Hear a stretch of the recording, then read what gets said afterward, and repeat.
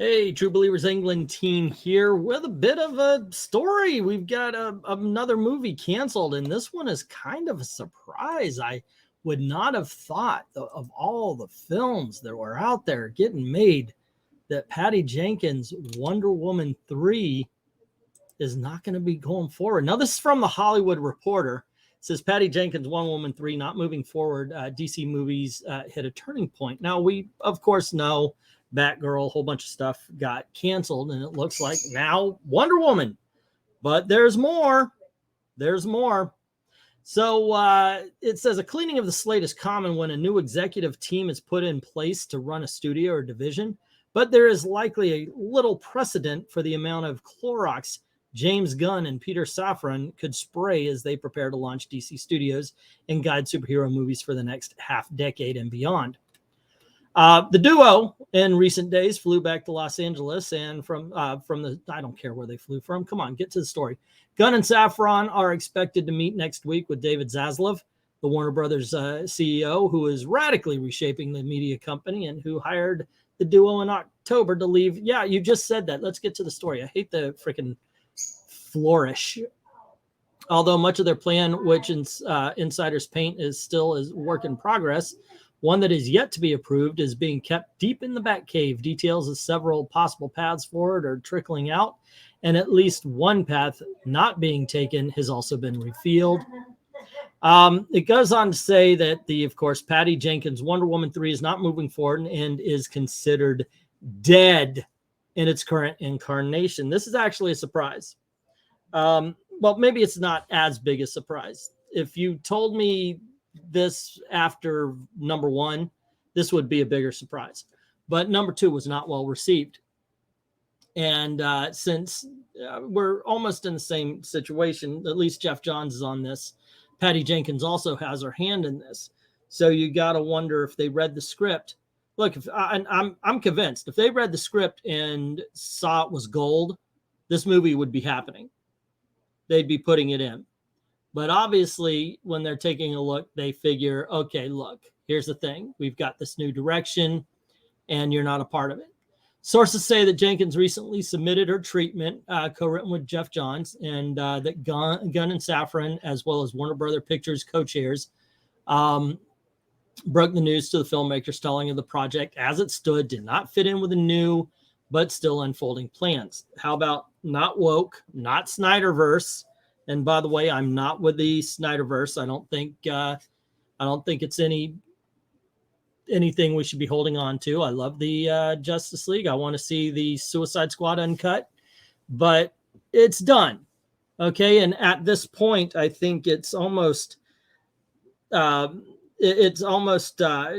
would be stifling to the characters.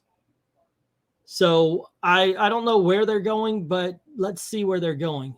The thing is, get there freaking quick. I'm tired of all these movies being canceled. We don't have any DC product. Black Adam was fun. It wasn't great, but it was fun. Okay, so it goes on to say, while the costs are not a factor, insiders say that DC Studios will not have any overburdensome financial restrictions. The studio could end up saving tens of millions of dollars by not making the third installment. Godot, according to sources, was on track for a $20 million payday for Wonder Woman 3, while Jenkins would receive $12 million, and those figures don't include any possible back bonuses. Now, they do end up, if you're a big enough star, they have pay-for-play contracts. So what it means is you're going to sign on $20 million. If you end up stopping the movie, I get my $20 million. And that of course, is for the higher end, or they might give them a fraction of that. So Warner's had no comment on the cost there. It's unclear how any future Wonder Woman movie and Godot's portrayal of the hero would fit into the new DC plan. In a bit of a head-scratching timing, Godot tweeted out of the blue a thank you to fans on Tuesday, saying she was grateful to be allowed to play the heroine and role model, adding, "Can't wait to share her next chapter with you." It was unclear or not if the actors knew that the project was being toe-tagged. I think they've got a great casting as Gal Gadot for Wonder Woman. I don't think whatever was wrong with Wonder Woman 84, it was not Gadot. And I think that they would be making a mistake to recast.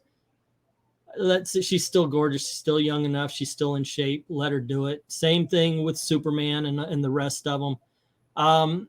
Let's see what goes. The rest of the DC slate remains in flux, or at least being kept deep in a pocket of Gunn's own utility belt. But there are several rumors and possible scenarios to consider ahead of next week's meeting. The first, which builds on the shuttering of Jenkins' Wonder Woman 3, is the closing curtain, the curtain of the Snyderverse and the heroes cast by filmmaker Zack Snyder for his Justice League. This one sees shutting down Man of Steel 2. Freaking hell. With the returning Henry Cavill, just write it. Keep it going, but write it and make it to fit the next. Have it begin the next phase. Don't stop it. And having no more Aquaman fronted by Jason Momoa. I'm not counting, of course, number 2, which is on its way. These characters are to cameo in Flash, the highly anticipated time travel adventure movie that is due to release in June 16th. Cavill shot as part of the cameo in September, but sources say there is a debate inside the studio as whether or not to keep the cameo, and if its inclusion promises something that studios would have no plans on delivering. Goodness gracious. They have, for the times, they have the perfect Superman, and they just throw him away. They treat him like crap. They really did. Okay, so the Cavill situation is a bit more thorny, as the actor made a cameo in Black Adam, the DC-centric movie released in October. The Monday after the movie opened, Cavill posted a video on Instagram where he announced, "I wanted to make it official. I am back as Superman." Black Adam doesn't feel like a Snyderverse movie. Let it go forward, dumbasses. Let it go forward.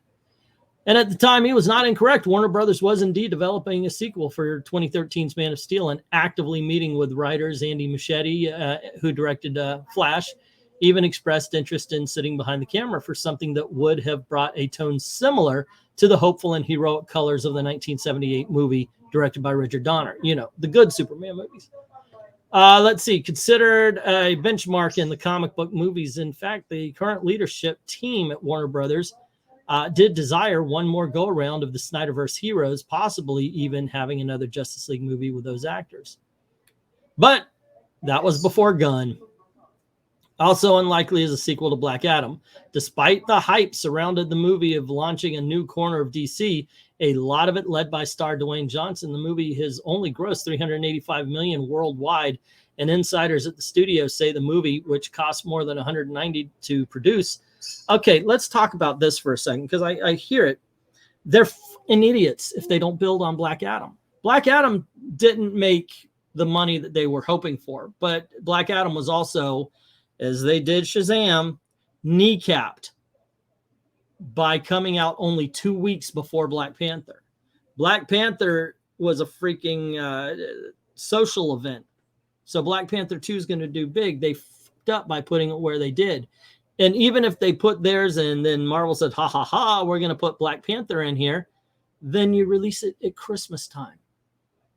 Shazam should have been a Christmas movie. And they did up by putting it between Captain Marvel and Endgame. So they just screwed it up, and they screwed up the release of Black Adam. It wasn't the movie itself. Look, the movie's flawed, but it is thoroughly entertaining, and people saw that and they enjoyed it. Even if the movie does eke out a minimal profit, and any follow-ups, inherent rising costs dim the prospect of a sequel. Another thing they may want to consider is not making movies so expensive. Johnson hoped to carve out his own piece of the DC pie, but multiple sources say that his playing up of a returning Cavill and his own involvement with the DC may not be endearing him to the new management, which is stupid. It's stupid. If you've got The Rock out there batting for you, you freaking use that shit. Johnson and Cavill are both managed by Danny Garcia, who is also Johnson's producing partner. The perception of Adam turning a profit or not is a conflagration now being waged in public. The Johnson tweeting the movie would net over 50 after a Variety story said the movie would lose over 50 million theatrically. And here's the thing. Theatrical. Now it's going to go to HBO Max. It's going to be on DVD. It's going to make money. This thing's going to be profitable. But what it did more, what was most important, it's a flop, not a failure. and it's not even a flop. It's going to be profitable, marginally profitable, but it's going to be profitable. But what it did was it restored interest in the DCU. Momoa, meanwhile, could emerge as a pivotal figure into new plans, according to several sources. In one scenario, the actor would wrap up his days as underwater hero Arthur Curry, and which would be the final movie released that was made with the previous regime, but it would not spell the end of the actor's involvement in DC. And of course, they're talking about the character of Lobo, a foul-mouthed cigar-chomping intergalactic bounty hunter. I mean, when most of us saw him, we thought Lobo first, not Aquaman. He did well as Aquaman. I like him. But whether or not Momoa does play everybody's favorite Bastich, Lobo emerging as a rising character early on in the conversation may point to the kinds of characters the Gunn Safran team may be focusing on. One thing I'm excited about Gunn being on is that he made the Guardians of the Galaxy. And I don't mean that like, oh, I love those movies. I mean the fact that they were D-listers, F-listers, and he made them prominent. And there's so many cool characters at DC Comics that I would love to see some of these characters get a focus. And I think James Gunn, like a James Gunn helmed Deadman would be awesome. Let's see. The character is an outsider and anti-hero and is keeping in line with Gunn's specialty of taking the offbeat and quirky and flipping it into a crowd-pleasing fare. Yes, please bring that to us. Part of the plan could entail a truly fresh start and having no baggage from any previous regimes as they set out about resetting how DC movies and shows are made. I could see that. Let's start at zero. But do it quickly, okay? Do it quickly and do it right, because I'm tired of no DC on the screen. Serious. It amazes me how DC is screwed up over the decades. They've got the most well-known characters, or until the MCU hit, they had the most well-known characters with Batman, Superman, Wonder Woman, Flash, Green Lantern, just those alone, Aquaman. And they kind of screwed it. There should have been constant superhero movies since 1978. Let's see. However, does not look into account the possible success of movies such as Shazam! Fury of the Gods and Blue Beetle. Would that plan include forging ahead without the actors who inhabit those characters and recast them, even if those movies prove to be box office? That would be suicide. It would be really stupid. Observers are convinced the plan calls for an interconnected story universe, and there is rumblings of establishment of a creative brain trust. The brain trust may be already rolling in some capacity, as sources say that Safran had in recent weeks been meeting with the writers at his Los Angeles home in an effort to hone the presentation, gathering feedback and for ideas. And one part that the Gunn Safran agenda seems likely not to touch, at least for now, is Matt Reeves' Batman universe. Yeah, don't with that. That's way too new, and it's awesome. Pattinson dons the cowl of the Great Crusader. Reeves is writing the sequel to The Batman, which opened in March 4th. And the filmmaker is also overseeing the launch of 2 Batman series that spin out of his movies, including The Penguin. Look, I'm of two minds on this one. I really am. I want DC content, but I want it done right. Sometimes I just want DC content. I want to know, and I want my opinion, not their opinion on whether or not Batgirl is horrible and should never be seen. I hate the fact that it's like that. Put it on streaming. Get it out there. Let us see it. Somebody who has access to it, please freaking pirate that shit. And that kind of bothers me. Wonder Woman was so not finished yet that I get it. Okay. I still want to see Wonder Woman 3, but Wonder Woman 84, I don't want to see. And I did. I want to unsee that. I want them to go back and treat those characters nice like they would in the comics 20 years ago. Anyway, there you go, guys. DC, all the cancellations make it seem like a train wreck, but it seems like it seems not so much a train wreck, but it seemed like a controlled fire. You know how the forest rangers and such, they'll start a controlled fire so the brush doesn't grow and wildfires can ensue. And yeah, that's what this seems like. And I, for one, I'm for life. I'm going to watch whatever. I'm going to watch whatever superhero comic book comes out, movie, TV show. I'll try them all. So I'm in. Let's see where you go. But gosh darn it, treat Henry Cavill right, because you're screwing him over. But that's just my opinion. What is yours? Let me know in the comments below.